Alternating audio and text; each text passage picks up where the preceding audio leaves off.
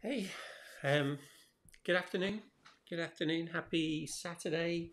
It's a rainy Saturday in Central Florida here. We did need the rain, so I guess that's good. But there you go. It makes us feel like the rest of the country, I guess. So I hope you're having a good day. Hope you've had a good week. It's a very strange week for a lot of people in Central Florida. A very strange day today because many tens of thousands of fellow Disney cast members are going into furlough today. Um, we don't know how long it's for, and many I see many posts of people that are sad, that are maybe a little bit frightened, a bit fearful, and so on. And we really don't need to be that way. I wanted to come and just share some brief messages today, and I put my t-shirt on that says "Life is good," right? Because life is good. Life really is good. It's all about perspective, and perspective is what I wanted to talk about today. So, hey, if you're watching live, just say hi. Let me know where you're watching from. Pop your name and area in the comments, and if you've got any questions or anything you want to share, then again put that in the comments. I'm always happy to see that interaction with you guys and share. What I'd also say is, if you like the message that I'm giving, I'm only going to give a short message today. Go and join my secret Facebook group here, Leadership Excellence with Chris Baker. If you join that private group over the next few weeks, really, maybe a month or so, I'm going to be sharing more about leadership excellence and doing some free trainings in there on Facebook Live that will help guide you through whatever it is you're going through at the moment, right? And myself included. So I'm talking on real life experiences. But what I wanted to do today is talk again a little bit about perspectives, because perspectives is something that really is a differentiator. It's a difference in understanding and understanding what's going on. The actual definition of perspective is a particular attitude toward or a way of regarding something. And if you think about it, I just want to give you the example of face masks. It wasn't too long ago that if somebody was wearing a face mask in public, let's say somebody went into a bank with a face mask, everybody would be frightened, right? Everybody would wonder what it was. They think it was a bank robber or something like that, right? And even when we did see people with face masks, with the white face masks walking around 3, 4, 6 months ago, we'd maybe look at them and go, "Oh, that's a bit weird. What's wrong with them?" Because people were wearing it. A lot of people from Asia would come over to Disney, and I'd see them walking around the parks with face masks on. Maybe they knew something we didn't. But again, it's perspective, right? Their perspective of what it is, but our perspective of what they're doing. Whereas now, almost the opposite is true, right? If you go out and you haven't got a face mask, people look at you and they're frightened, right? How weird is that? So it used to be not long ago that if you had a face mask in public, people were frightened of you. Right now, if you haven't got a face mask in public, people are frightened of you. The difference is perspective. So what I want to talk about with perspective as well is how it influences what we do. All right, now we know, and you've probably heard me talk about before, that people do what people see. All right, so that's what they see, they copy that, and therefore whatever you do, you are influencing other people. Right, whether intentionally or not, you are doing influencing other people, because people will copy what you do, or they'll at least think that that's how you do, and that gives them that feeling that maybe that's okay. Right, children is one of those things as well. Our children will copy what we do. Children copy each other. And here's the thing: is how we view things is how we do things. So if we have got a perspective that something is okay, then we'll do that. If we have a perspective that something isn't okay, then we won't do that. There's certain people that I don't know, maybe we'll use foul language, right, in public, and their perspective is that that's okay, whereas other people that find that offensive, and therefore they wouldn't do that, right? It's an interesting dynamic. So what I want to think about today is there's a lot of anxiety right? With the current COVID-19 pandemic, there is a lot of anxiety going on, and that's the perspective of people, right? There's a lot of fear, there's a lot of media pressure, there's a lot of social media that is feeding that fear, right? It's not necessarily sharing the good news, it's sharing the bad news, and the bad news is newsworthy, so that's what tends to be out, and that's what people follow, and therefore they're influenced by that bad news. So their perspective is that this is a really, really bad time, and that everything's doom and gloom, and then therefore that creates a lot of anxiety. Well, the opposite of anxiety is excitement.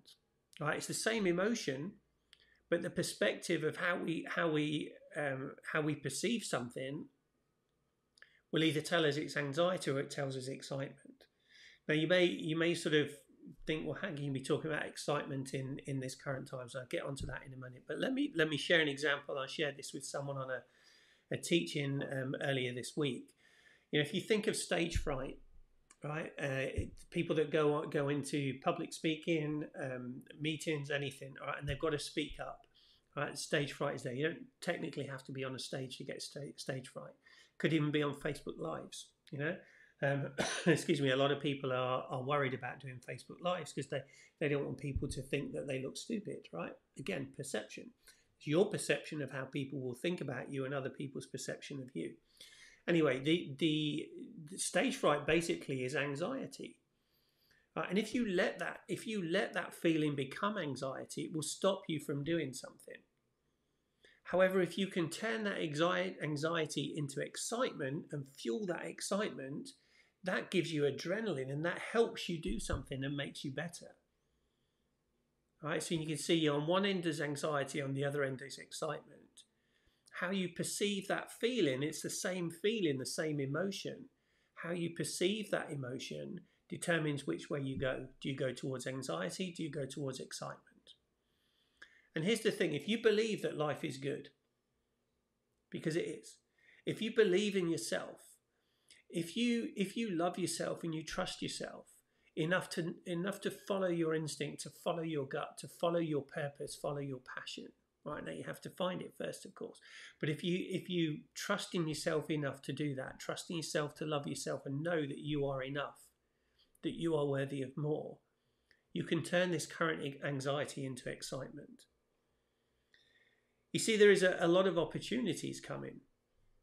There really is. You may not see it at the moment. But here's the thing, if you wait for opportunities to reappear, it will be too late to prepare. Will it be too late to start? No, you can start, but you're starting behind the rest of people that are going to prepare. Now, again, understand this. It is the minority that will prepare. The majority are going to wait. And Abraham Maslow put this best. I shared this quote on some social media earlier today, and it got some good response, so I just want to share it again. Now, Abraham Maslow said, in any given moment, you have two choices. You can step forward into growth, or you can step backward into safety. All right, so two choices, step forward into growth or step backward into safety. This, I think, is the difference between anxiety and excitement. Do you want to sit back? Do you want to wait? Do you want to see what happens? Do you want to live in hope? Right, now, hope on its own is not a strategy. Well, it's not a good strategy, put it that way. Do you need hope? Absolutely, we need hope, because hope is the belief that together we'll get through this, and we will. So we need hope. But hope alone is not a good strategy. I did say hope alone, not home alone there, just to differentiate. So hope alone is not a good strategy, but we need hope. We need it as part of the components.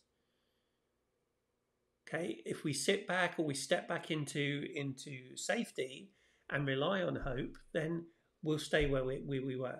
And actually we'll end up going backwards.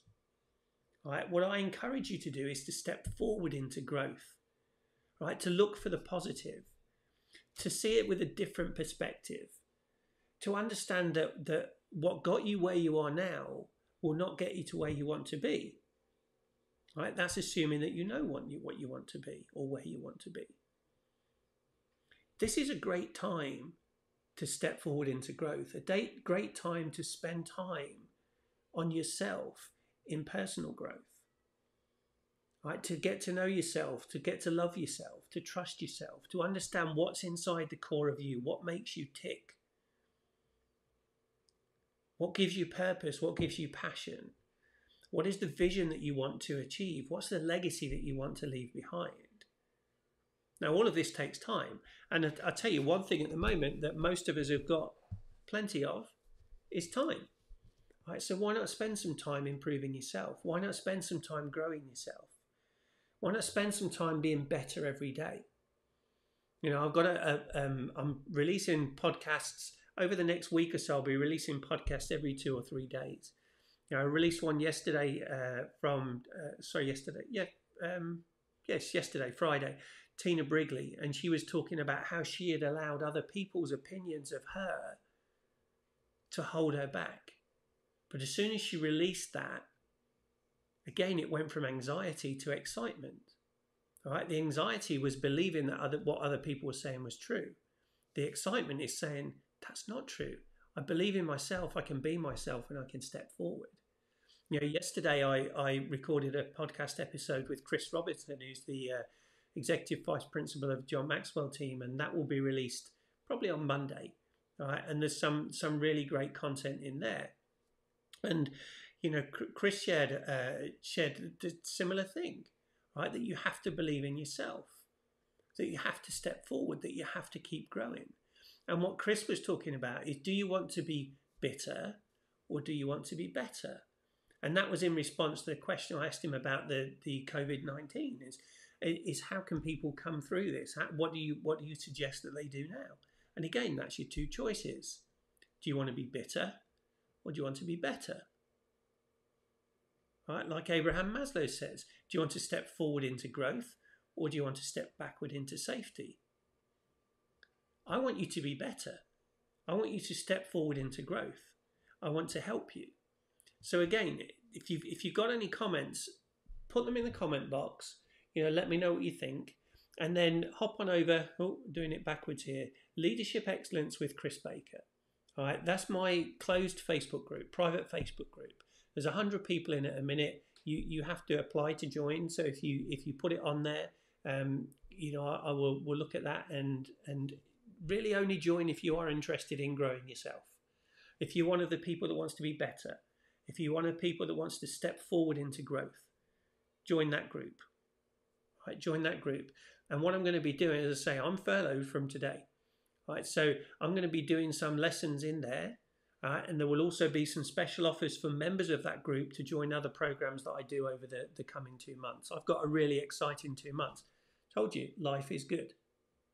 Got a really exciting 2 months lined up with some programs that will help you grow, that will help you step forward into growth, that will help you to be better. The thing is, and here's the thing, I can give you the knowledge, I can give you the tools, but you have to pick them up and use them. Because that knowledge alone is not power. It is the intentional application of evaluated knowledge that makes it powerful. In other words, you take what I give you, you evaluate what is good for you, what is useful for you, and then you intentionally apply those things to create behaviors. And one of the things I'll be teaching later on, maybe today or tomorrow, on Leadership Excellence with Chris Baker is I'm going to come on there and give a teaching on keystone habits and how you can create a keystone habit.